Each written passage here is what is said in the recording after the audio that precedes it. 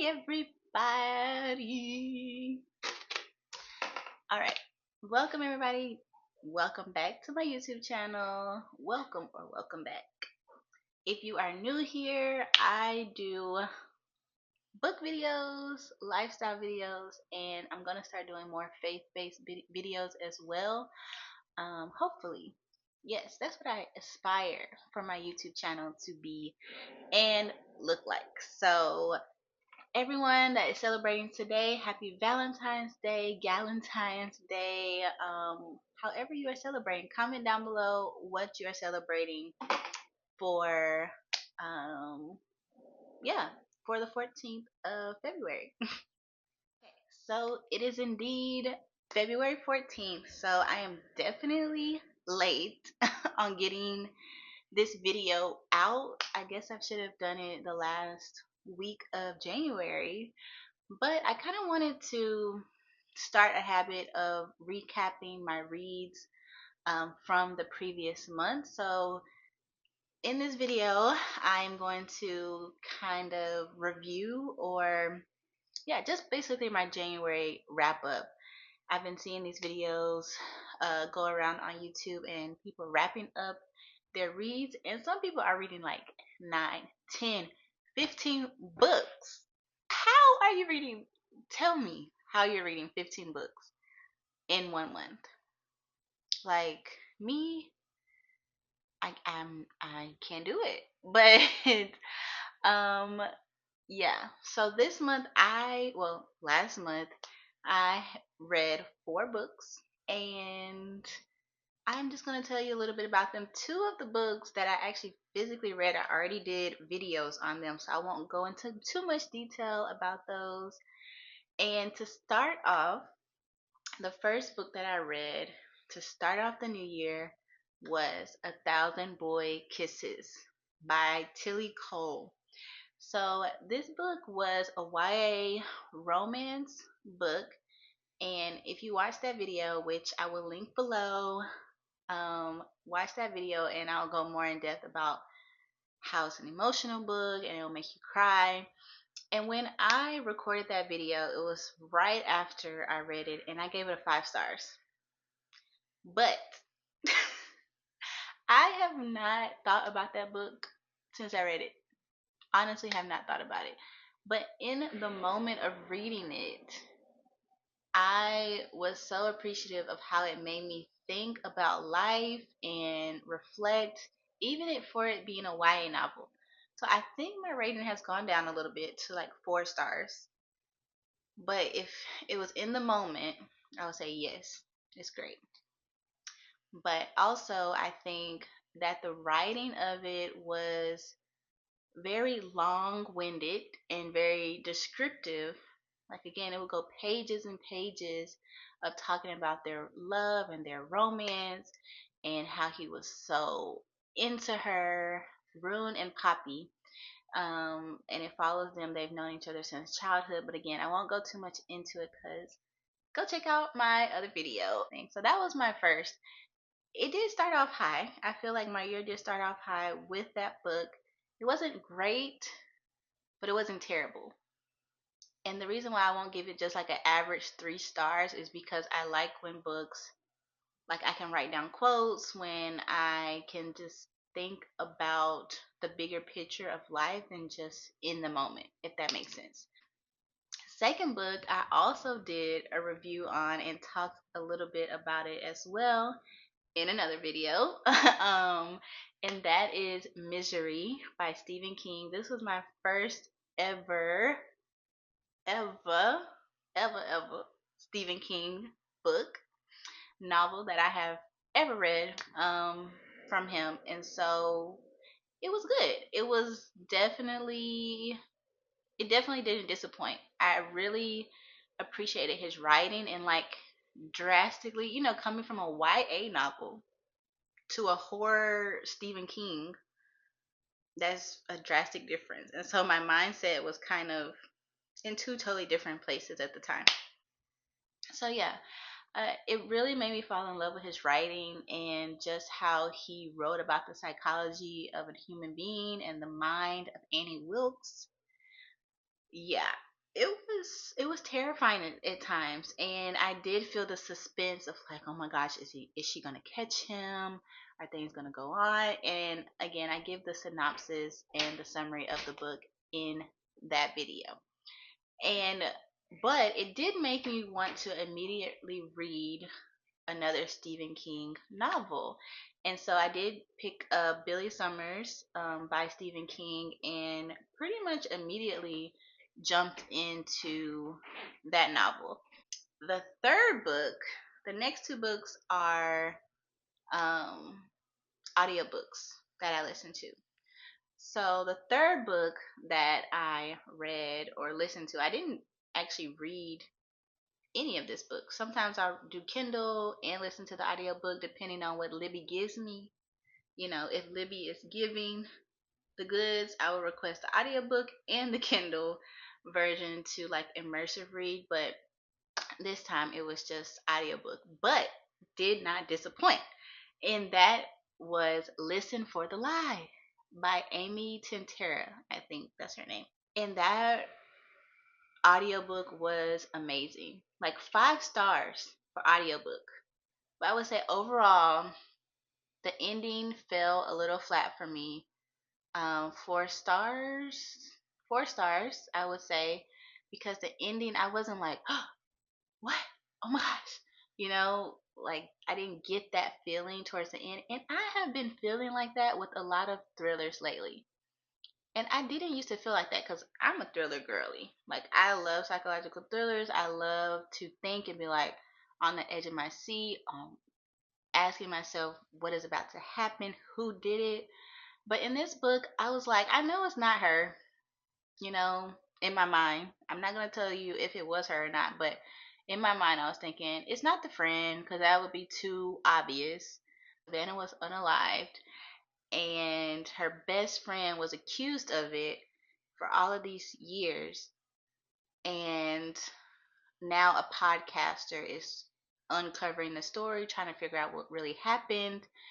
And she has like this, because of some trauma that happened during the event, she can't remember at all what happened. I don't know what it was called, but she can't remember anything. And she wants to find out who did it, why it happened, and all of those things. But Savannah, the friend that was unalived, had some deep secrets, had some deep, dark secrets that was being revealed throughout. That was interesting to me. That kept me in it and hooked. But I thought it would just connect more, like the ending would connect more to her story, connect more to her background and why she did the things she did, but it really didn't. Like who did it was not really connected. So yeah, the ending fell flat, but 5 stars for audiobook. If you read this book, I would highly, highly recommend the audiobook along with reading the physical book as well. If you can immersive read, that'll be your best bet. But please, please listen to the audiobook because it sounds like a real podcast. Like how the chapters start, it's like da da da. Tune in with, I forgot his name, Billy. I don't know. I don't know the podcaster name, but it sounded just like a podcast, and it kept me hooked. And like my husband, I would listen to it out loud. Sometimes my husband would like, well, he was even interested. He was like, okay, can you download me Audible and like books like this so I can listen to it as well?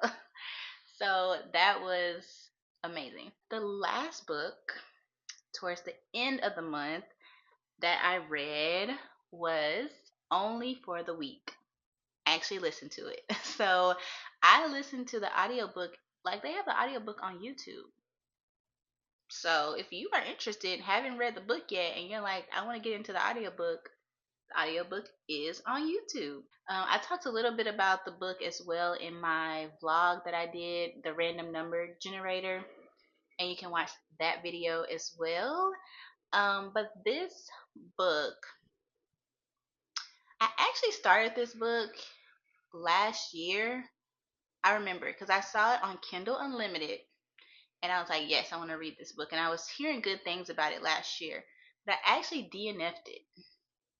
Don't know why. I don't know if I was just wasn't feeling it at the time or what was going on, but I actually DNF'd it last year and did not pick it back up. So beginning of like 2024, I think.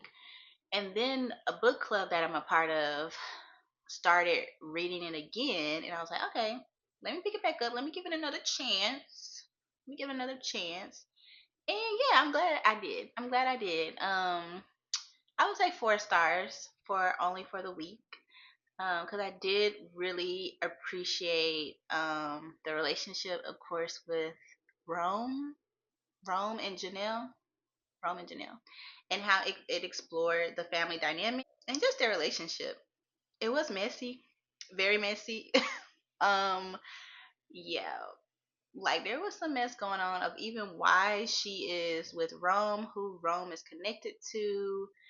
I don't want to give too much away if you haven't read the book, but Rome did that. Rome stood up for our girl Janelle and actually like fought for her and didn't care what anybody thought. He didn't care.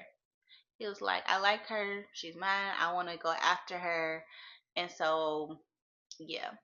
And then Janelle was my girl, but then she was like, not, she was kind of being a pushover to me. She was being a pushover at first. And I was just like, girl, please speak up for yourself, especially with her sister. Like, her sister was talking to her any kind of way. The mom and the sister were kind of in cahoots together.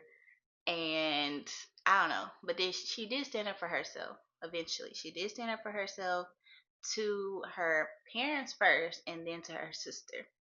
So it explores their, love story or romance for the week. And they're in another country. So it gives me like beach vibes. So I was reading it in the wintertime though. So last month. So I would say if you're a mood reader, the vibes in mind, I would say save this book for the summer.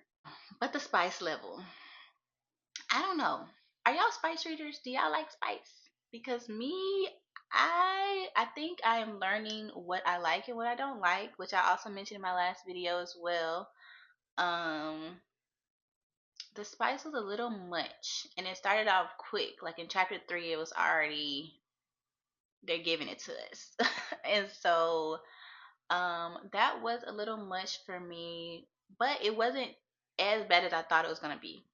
It wasn't too much. I think it was like 3 scenes or 4, but it was still throughout the book. It was still suggestive throughout the book. So if that's not your vibe, that's not your thing, then I wouldn't recommend it.